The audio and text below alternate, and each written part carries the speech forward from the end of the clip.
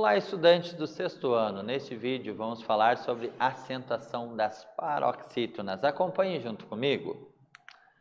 Bom, quero perguntar, fazer uma indagação a você, né? Olha aqui, por que nem todas as palavras que conhecemos possuem acento gráfico?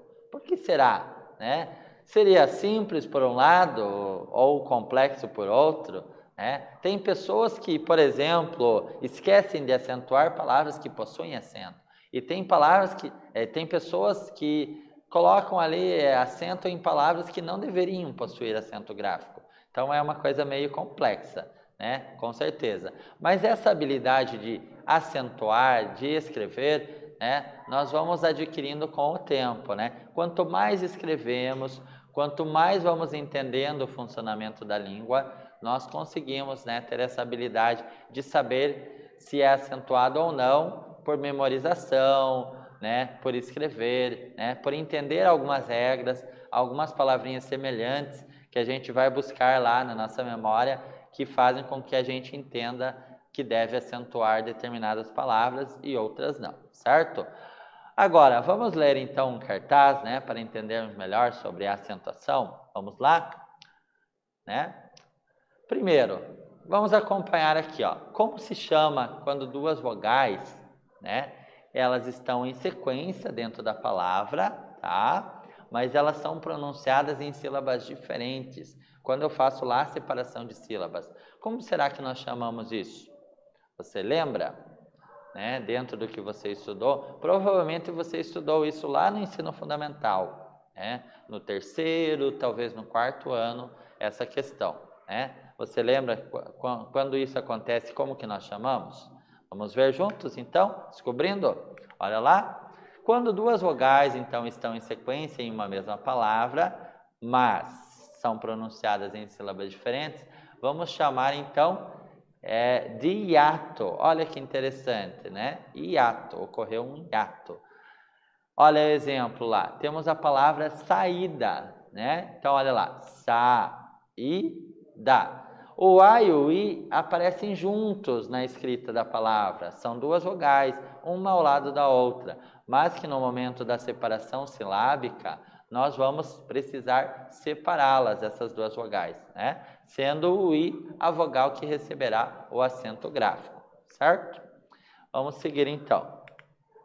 Um pouquinho mais sobre o hiato, né? Sobre essa questão da regra do uso do hiato. Quando a segunda vogal do hiato for I ou U tônicos, tá? Coloca-se o acento agudo, desde que o I ou o U estejam sozinhos ou ainda acompanhados de S.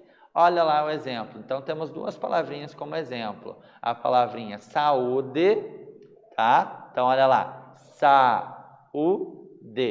O A e o U apareceram lado a lado. No entanto, na separação de sílabas, as duas vogais se separaram.